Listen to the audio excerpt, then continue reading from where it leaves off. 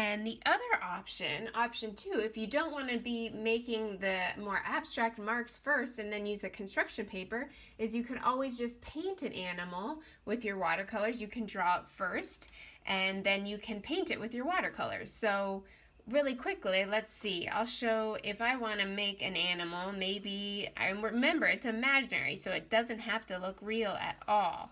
So maybe I want to make like a circle shape for a head, and shapes are always a really great idea or way to use a shape, to think about shapes and patterns and designs and lines when you're not sure exactly what you want to draw. So I added some ears. Maybe I want to add, let's see, maybe I want to add a butterfly wings. That's kind of fun. So I'll add some butterfly wings, and I'll make it also so it has legs. So it has these little feet. Maybe it even has some claws on its feet. And I'm going to make the drawing nice and big, and I don't want to add too much detail with my pencil because I'm going to color it in with a watercolor.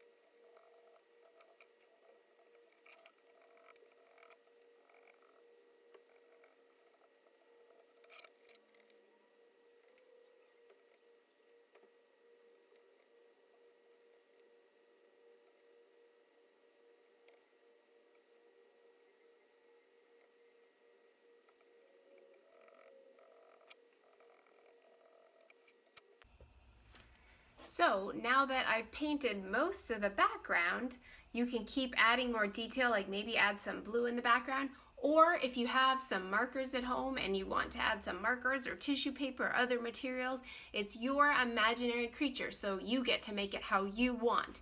You just want to make sure you fill up the whole paper if you're going to work on one piece of paper like. Alright, so the next step, I came in after my paper was dry and I took either a Sharpie, or you have black markers, or even if you have colored markers. I was just outlining though and adding detail with pen, and you see how I just added some details. I outlined the different shapes that I drew with watercolor, and then I made some other designs and patterns. I made some circles. This is optional though, you don't have to do this step, but I just wanted to emphasize some of the things that I painted in watercolor. You can keep adding on more detail in your watercolor, or you can look for, if you have any materials at home, again, like if you wanted to add, even if you might not be able to glue it on, you can still add, if you have like mixed media materials, like I found my grass outside for the other option. You could also add some grass or any twigs or something outside just to take a picture. You can put it on top to add a background, or if you have tissue paper, it's your imaginary animal. So whatever you come up with, the more detail the better. So I can't wait to see it.